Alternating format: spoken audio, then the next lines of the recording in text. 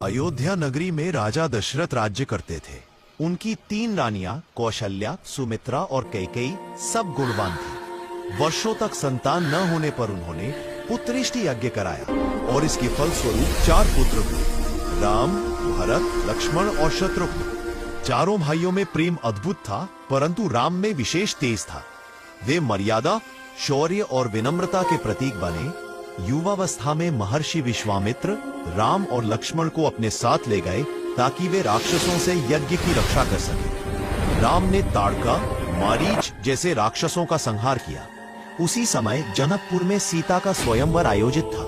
राम ने भगवान शिव के धनुष पिनाक को सरलता से उठाकर तोड़ दिया और सीता उनसे विवाह के लिए वरण की गई। अयोध्या लौटकर सुखपूर्वक बीते। राजा दशरथ ने राम को युवराज बनाने का निश्चय किया, परंतु कैकेयी की दासी मंथरा ने वचनबद्ध राजा दशरथ राम को 14 वर्ष के लिए वनवास भेजने के लिए विवश हो गए। राम ने प्रसन्न भाव से पिता का आदेश स्वीकार किया। सीता और लक्ष्मण भी उनके साथ वन को जाने पर अड़े रहे। वन में राम, सीता और लक्ष्मण ने ऋषियों की रक्षा की और दंडक वन में शांतिपूर्वक रहने लगे। एक दिन राक्षसी शूर्पणखा ने राम को मोहित करने की चेष्टा की। लक्ष्मण ने उसकी नाक कान काट दिए। इस अपमान का बदला लेने के लिए वह अपने भाई रावण के पास पहुंची। रावण ने मारीच की सहायता से सोने का हिरण बनवाया। सीता के आग्रह पर राम उस हिरण को पकड़ने गए और इसी दौरान रावण साधु का रूप धारण कराया और छल से सीता का हरण कर लंका ले गया। सीता के वियोग में राम व्याकुल हुए। उनकी खोज में मिलते हैं माता शबरी, जिन्होंने स्वागत किया और उन्हें मार्ग दिखाया। फिर राम की मित्रता होती है वानर राज सुग्रीव और वीर हनुमान से।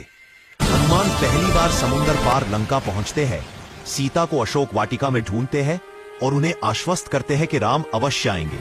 हनुमान लंका दहन कर लौट आते हैं। इसके बाद समुद्र पर पुल बांधकर राम और वानर सेना लंका पहुंची। भयंकर युद्ध हुआ। मेघनाद, कुंभकर्ण जैसे शक्तिशाली योद्धा मारे गए। अंततः राम ने रावण का वध किया और धर्म की विजय हुई। सीता की अग्नि परीक्षा के बाद वे अयोध्या लौटे, जहां उनका भव्य राज्याभिषेक हुआ। राम, सीता और लक्ष्मण के आगमन से अयोध्या जगमगा उठी। प्रजा ने दीप जलाकर उनका स्वागत किया और यही दीपावली की परंपरा बनी। राम राज्य में सभी सुखी थे। न्याय, करुणा और धर्म का आदर्श शासन चला। रामायण केवल युद्ध की कथा नहीं, बल्कि कर्तव्य, प्रेम, त्याग और मर्यादा